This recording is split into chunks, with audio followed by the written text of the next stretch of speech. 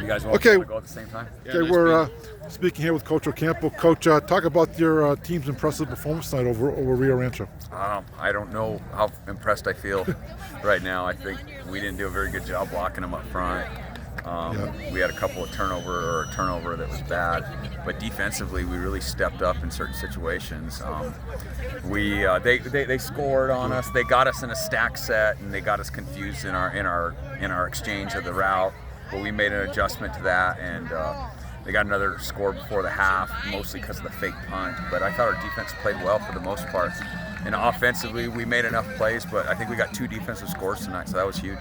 Yeah, it felt like you guys, were really getting all of the breaks there in the first quarter.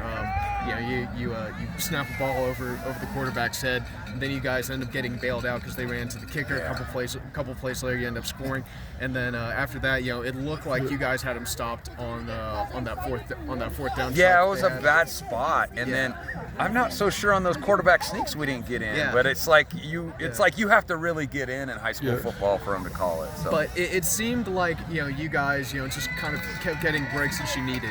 They run into the kicker, and then ball goes through the receiver's hands right into your guy, that ends up being a pick six. Like I said, I didn't feel that we played that great today, and I think we were opportunistic on some of the things that had happened tonight. So. I don't know. Hopefully we play better next week. Talk about Micah. He's a special player. Yeah. Micah's is anybody recruiting him at all? It looked like he's a very fearless inside runner. Yeah, he's had some interest, but I think he's going to have a lot more interest once the season's over and once some of the schools in their season they get out on the recruiting trail.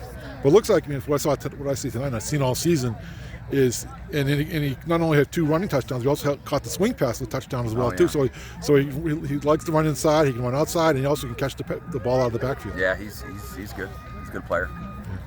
You guys are going to get Cueva next week. I forget what the final score of that game was, but just kind of looking ahead to Cueva.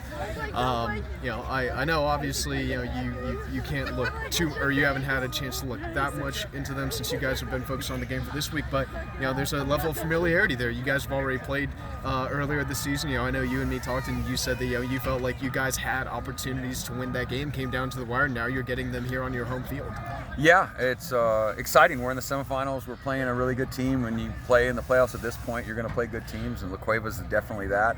We're excited to be playing them.